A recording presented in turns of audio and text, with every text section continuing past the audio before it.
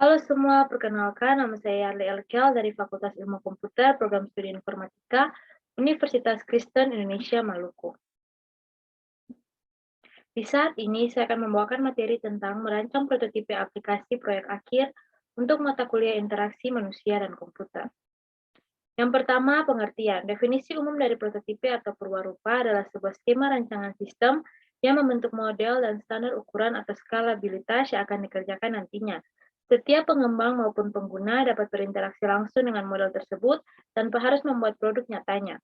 Sistem prototipe yang dibangun menyesuaikan dengan kebutuhan awal development software untuk mengetahui beberapa fitur dan fungsi yang telah didefinisikan sebelumnya, sehingga mampu mengetahui kesalahan lebih awal sebelum mengimplementasikan dan merilis produk secara keseluruhan.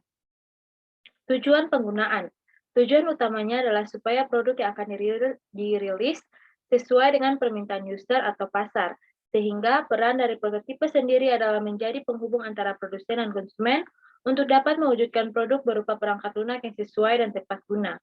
Selain itu, dengan adanya prototipe sendiri mampu menghemat biaya produksi dan tidak memerlukan proses trial dan error, sehingga dapat mengurangi waktu pengerjaan dan beban biaya yang harus dikeluarkan oleh tim developer.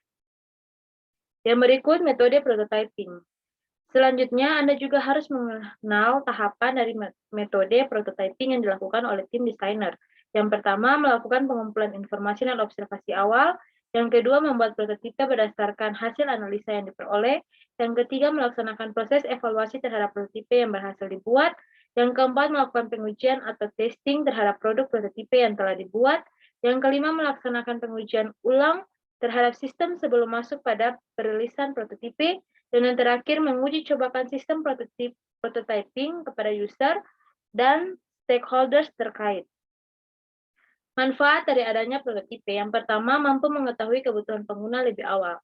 Manfaat yang pertama, dengan penerapan prototype, maka tipe pengembangan dan desainer mampu mengetahui apa saja prioritas kebutuhan dari user agar menciptakan produk yang lebih sesuai, sehingga proses pengembangan lebih cepat dan dapat menyesuaikan deadline yang diberikan oleh klien.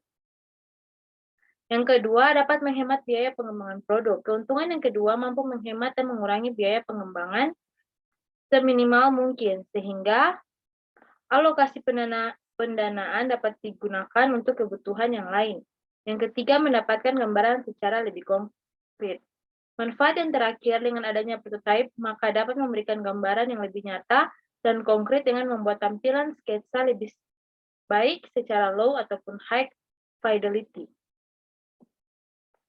Contoh pembuatan produk prototipe. Yang pertama, paper prototyping merupakan contoh desain yang dibuat dengan bantuan media kertas dan alat tulis seperti pensil atau pulpen secara sederhana. Hasil akhir dari desain produk tersebut mampu memberikan beberapa opsi terkait kekurangan dari sisi tampilan maupun fungsionalitas produk. Yang kedua, low fidelity atau low fi. Contoh yang kedua, pengguna dapat berinteraksi secara langsung dengan desain, namun tampilan yang diberikan masih berupa sketsa dengan dominan warna hitam atau abu-abu saja. Namun sudah dapat memberikan gambaran terkait jalannya proses interaksi melalui beberapa elemen yang ditampilkan. Yang ketiga, high fidelity atau HiFi.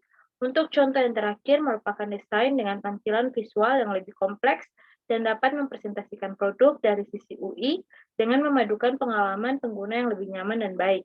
Yang keempat, HTML prototype. Untuk metode ini terbilang cukup rumit jika dibandingkan dengan ketiga metode sebelumnya. Dikarenakan prototipe jenis ini diperuntukkan untuk desainer memiliki kemampuan dan pemahaman lebih terkait coding dan bahasa pemrograman. Teman-teman, demikianlah hasil presentasi dari saya. Sekian dan terima kasih.